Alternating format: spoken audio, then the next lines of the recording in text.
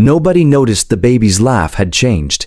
Nobody except the golden retriever who refused to leave the high chair. It started as something easy to dismiss. Owen was 11 months old, bottle-fed, endlessly curious, with a laugh that his grandmother described as the best sound she had ever heard in 63 years of living. Honey was a 7-year-old golden retriever who had graduated from the kind of slow, dignified life that older dogs settle into, the kind that involves a lot of floor sleeping and brief intense interest in whatever was dropped in the kitchen.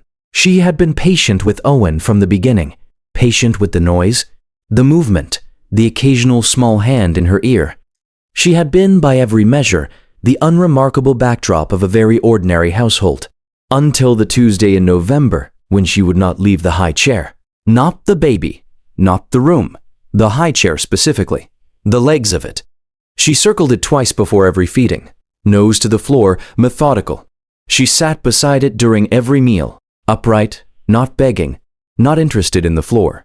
And she looked up, always up, toward Owen's face, toward his mouth, with a focused intentionality that had no parallel in 7 years of watching her do anything.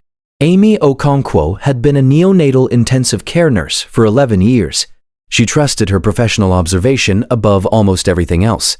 She observed Honey's behavior with the cool, measured attention of someone who assessed situations for a living. She concluded, without meaningful doubt, that Honey had developed a high chair begging habit, a behavioral shift in an aging dog who had gotten hungrier and more food-motivated as she'd slowed down.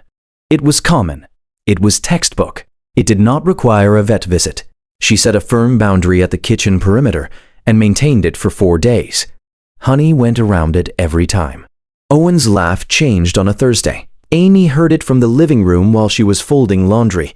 Not different in the way that sounds alarming, different in the way that takes a moment to register, like a note played in the right key, but not quite the right duration. She went to the kitchen. Owen was in his high chair finishing a jar of pureed sweet potato, laughing at the ceiling fan the way he always did. Honey was sitting directly beside the chair, her face at the exact level of his tray, not looking at the food, looking at Owen. Amy watched her for 30 seconds. Then she noticed the color in his cheeks. It had always been pink. Rosy was the word her mother used. Now it was something pinker, something that looked. And she filed this and discarded it twice before letting it land. Feverish. But he wasn't running a fever. She had checked that morning. She put her hand on his forehead. Cool. Normal. She looked at Honey again. Honey was pressed against the chair leg, nose raised, inhaling in the specific, slow, deliberate way that dogs do when they are not simply smelling, but reading. Amy went and got her nursing assessment kit from the bathroom. She took Owen's pulse oximetry. The number that came back was 95. Low normal. She sat with it. 11 years of NICU nursing had built a specific internal alarm for low normal, for the numbers that weren't emergency but weren't right. She checked it again. 95 again. She called the pediatrician's after-hours line. Dr. Nina Vasquez called back in 12 minutes. Amy described what she was seeing, the reading, the color, the dog. There was a pause on the other end of the line.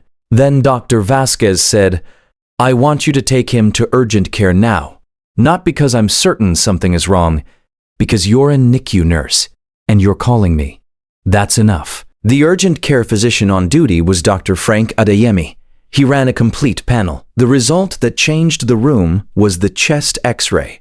Bilateral fluid accumulation, early stage, the kind that in an adult with a cardiac history would be categorized as heart failure.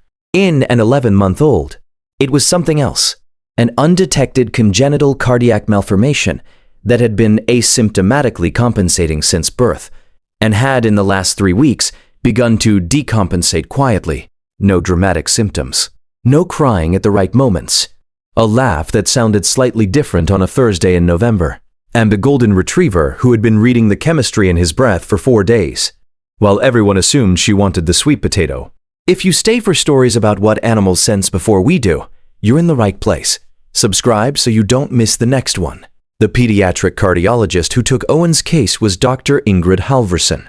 On the 3rd day of Owen's hospital admission, she came and sat with Amy and her husband, Peter, and explained what the dog had been detecting. Cardiac decompensation produces specific volatile organic compounds in exhaled breath as the heart labors increasingly to maintain circulation. In a dog with no formal medical training whatsoever, those compounds register as a significant deviation from baseline. They had registered on Honey the day she began circling the chair. Exactly the day Amy's charting later confirmed corresponded with the first observable shift in Owen's oxygen saturation. Dr. Halverson said, "She was 4 days ahead of your instruments." Amy looked at Peter. Then she looked out the window.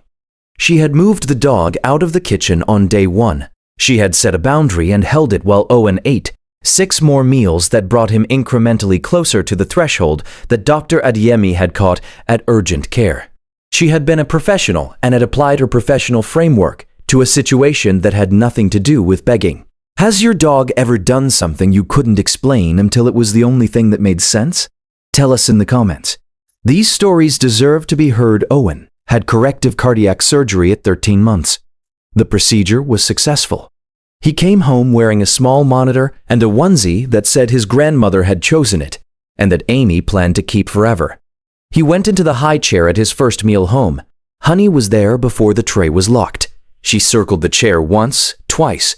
She sat beside it and raised her face toward his.